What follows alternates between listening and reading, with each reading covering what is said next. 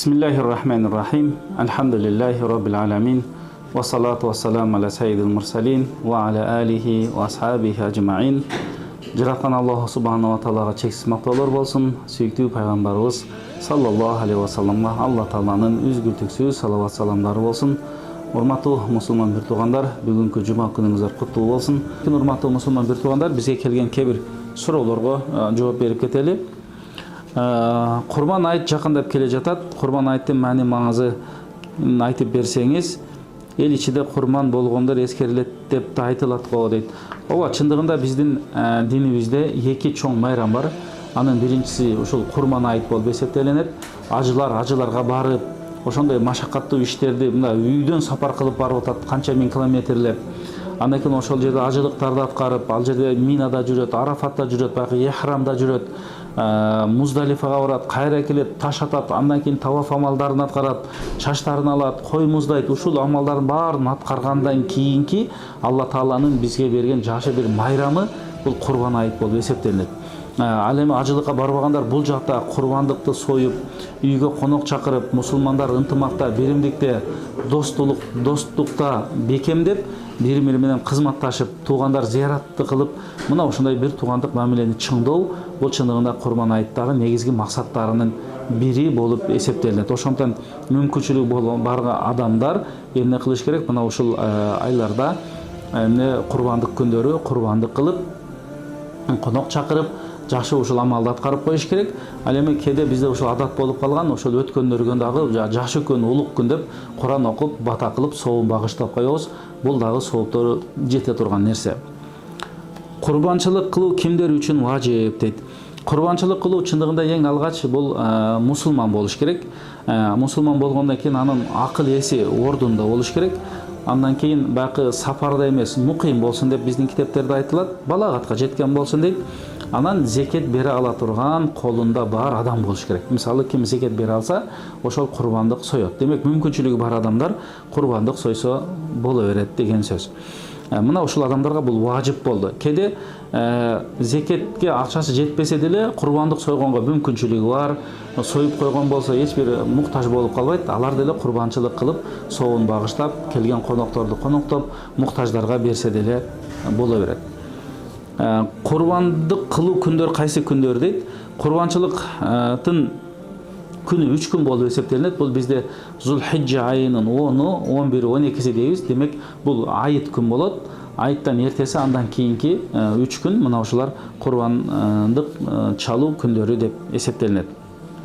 Курбандык кылуунун ордуна садака жана башка жакшылык кылса болобу дейт. Жок, болбойт. Курбандык кылуу важип болгон болсо, ошол курбандыкты кылыш керек. Мына соову ошондо көбүрөөк болот. А садаканы кийин өзүнчө кыла беребиз.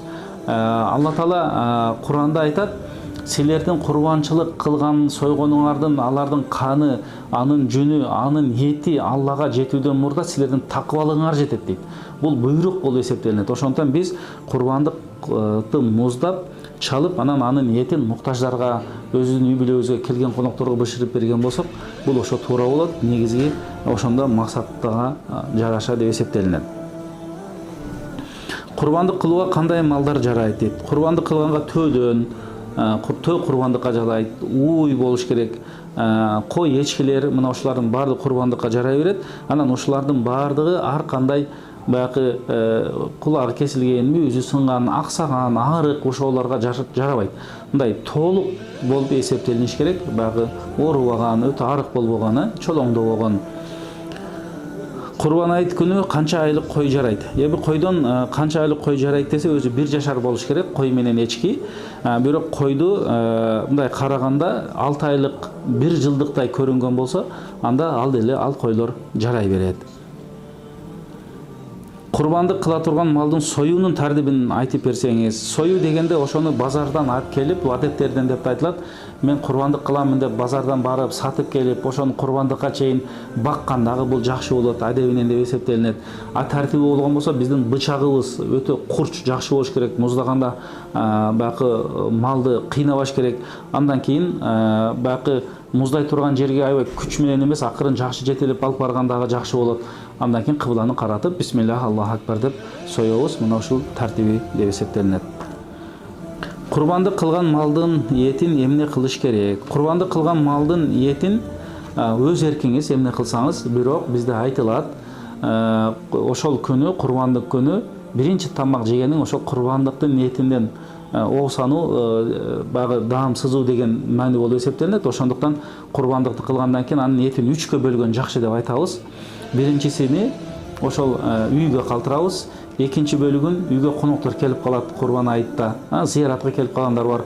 Ошолорго бышырып берип коноктойбуз. Дагы бир бөлүгүн муктаждарга жардам берген болсок, алар дагы ошол эт менен айыттап үй бүлөлөрүнө курсанчылык киргизилет. Мына ушундай түрдө берсек болот.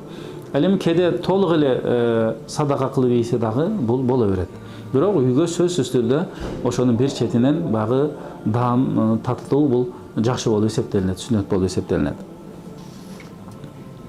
Курбандыкка алынган малдын терисин иштетсе же сатса болобу?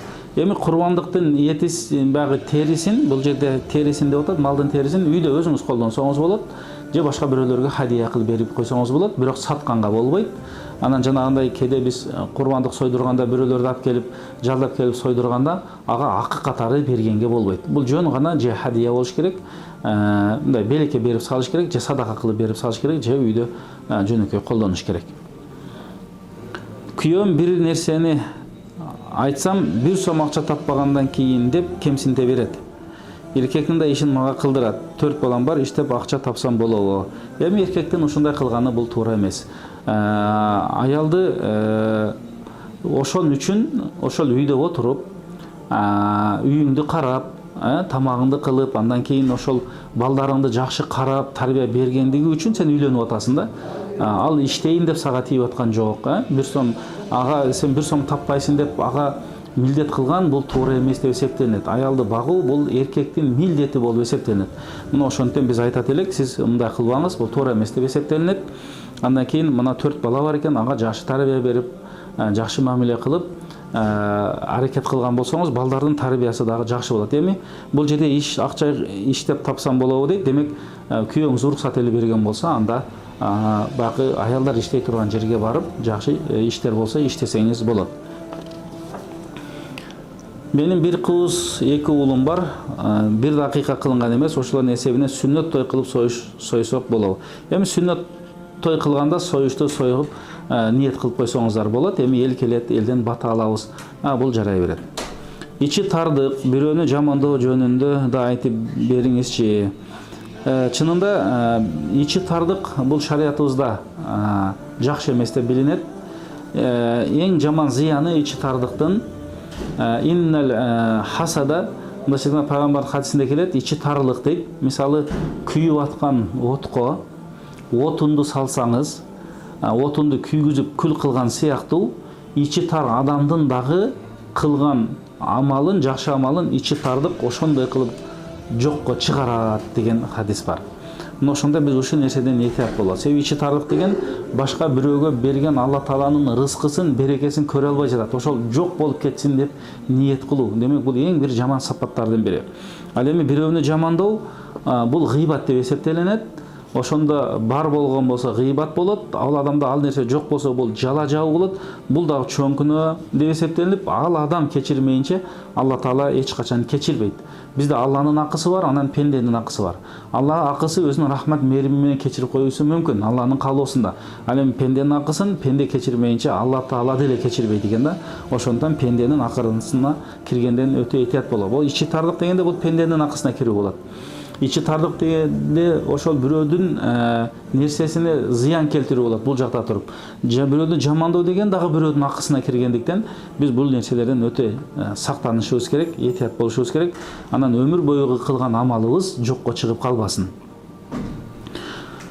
Жолдошум Москвада мени кет, сени менен жашабаймын дей берет. Жобумду бер десем барганда берем дейт. Эмне кылсам болот? Бул туура эмес сөз. Балки кеде ажырашуу ниети бар болуп калса талак түшүп кала турган сөз болот. Бирок эми бул жерде биз талак түштү деп айта албайбыз, себеби анын ниетин сурамайынча. Бирок эркектен мындай сөздөр туура эмес. Эми келгенден кийин ошону ачыктап алгыла, же жоңарды алып башка турмуш кургула, же маселени чечип жашоону улантышыңар керек болуп эсептелинет. Бирок кандай болгон күндө дагы силер келгенден кийин сүйлөшүп, маселе боло турган болсо бизге кайрылсаңар муфтиятка, фатва бөлүмүнө же имамдарга маселеңерди карап, жашай турганбы, жашабай турганбы, канча жолу айтты бул сөздү, бул өтө баягы олуттуу, маанилүү маселе. Бул нерсеге кайдыгер карабаш керек. Ошон үчүн молдолорго барып жакшы чечип туруп, андан кийин кадам ташташ керек. Кээде билбей туруп деле талак түшүп калган учурлар болуп калат, ошондой сөздөрдү айтса да. Ошондуктан бул өтө кылдат маселелердин катарына кирет. Бала төрөлгөндө акыйкага союлчу малды тирүүлөй муктаждарга берсе болобу?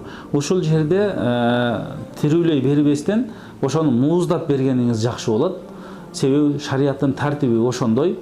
Канча денедеги түктөргө сооп аласыз, муктаждарга бышырып бересиз, ал нерсени үйгө келген конокторго алардан бата аласыз. Негизи акыйка дегенде бул курбандык дегенде деле бул союлганы жакшы деп эсептелинет. Баланын кыркын чыгаргандагы чачын эмне кылыш керек? Аны көмүп коюш керек, эң жакшысы ошол. Ажылык кимге парз болот дейт? Ажылык Алла Таала да Куранда айтат: "Валиллахи ан-наси хаджул байти ман истатаа илейхи сабила". Бул аятта кимдин мүмкүнчүлүгү бар болсо, ошого парз болот. Демек, ден соолук болуш керек, барып келгенге ден соолугу чыдаш керек. Экинчи, жол аман болуш керек. Жолдо эч кандай коркунуч болбош керек. Андан кийин үчүнчүсү, ошол адамдын барып келгенге каражаты бар болуш керек. Өзү барып келгенге каражаты, барып келгенге чейин үй бүлөсүндө дагы ошондой жете турган каражаты бар болуш керек. Муна ушул адамдарга ажылык парз деп эсептелинет. Сол кол менен тамак жегенге болбойт. Бирок мен оң колум ооруп, чыканагым бүгүлбөй калган, сол кол менен ооруп чыдабай калганда тамак жейм кандай болот? Бул жерде ушул сиз үчүн зарылдык болгондуктан маселе жок. Негизи оң кол менен жейбиз. Сол кол менен жебейбиз. Бирок оң кол бүгүлбөсө, ал оозго жетпесе, анда кантип тамак жете элеңиз? Ошондуктан бул жерде бул сизге уруксат берилет, шариатта зарылдык болот, бул муктаждык болот. Сол кол менен тамак жей берсеңер эч нерсе болбойт. Бирок оң кол иштеп турган учурда биз эмне кылабыз? Оң кол менен гана жейбиз. Мен намаз окуймун, ашказаным ооруйт, язва бар. Прополисти таза спиртке ачытып ичип жатам, эмне болот? Жок, ушул нерседен сактанганыбыз жакшы. Андан көрө бизде азыр медицина жетишкен, медиктерге кайрылып, дарыгерлерге диагнозун коюп, баягы бул немелерди ичпестен эле ошо дарыгердин көзөмөлү менен дарыланганыңыз туура деп эсептелинет. Кээде бул нерсе шариатта тыйылган нерсе болуп калышы мүмкүн. Спирт аралашып атат, мас кылып коюу дагы ыктымалы бар болушу мүмкүн. Эми билип болбойт. Ошондуктан биринчи биз ошондой ооруларда дарыгерлерге кайрылып, мына ошолордун баягы кеңешин алып, ошолордун дарылоосунун негизинде дарыланганыбыз жакшы. Балки бул нерсе язваны күчөтүп жиберсе эмне болот деген дагы суроо туулбай койбойт. Баамдат намаз окуймун, сабакка байланыштуу пешим, асыр, шам намаздары каза болуп калып жатат. Куптан намазы окуп койсом болобу? Негизи 5 вакыт намаз окуу парз болуп эсептелинет. Эми баамдат окуп чыккандан кийин пешим, асыр, шам намаздары каза болуп калган болсо, негизи окуганга аракет кылышыбыз керек. Анда кечинде куптан намазынан алдың, пешинден, асырдын, шамдын казасын окуп туруп, андан кийин куптанды окуп, андан кийин намаздарды бүтүрөсүз. Эс алсаңыз болот. Демек, 5 вакыт намазда биз тартиби менен окушубуз керек болот. Эми каза болуп калса, сөзсүз казасын окуш керек. Азыр окубасаңыз кийин окуган парз болуп эсептелинет. Мына ошондуктан биз намаз маселесине дагы өтө маани берели. Урматтуу мусулман бир туугандар, жараткан Аллаху субхана ва таала баарыбыздын ыйманыбызды бекем кылсын. Алла Таала ибадатыбызды кабыл кылсын. Ар бир момун мусулманга ажылык амалын аткарганга Алла Таала чындыгында ийгилик насип берсин. Тагдырыбызга жазган болсун. Чындыгында ажылык амалы өтө бир жакшы амалдардан, сооптуу амалдардан деп эсептелгендиктен Алла Таала ар бир мусулманга насип кылсын. Андан кийин баарыбыздын Алла Таала ыйманыбызды бекем кылып, ибадатыбызды кабыл кылып, ар бир үй бүлөгө Алла Таала ынтымак, береке, тынчтык берсин. Дагы бир жолу жума күнүңүздөр маарек болсун. Ассаламу алейкум ва рахматуллахи ва баракатух.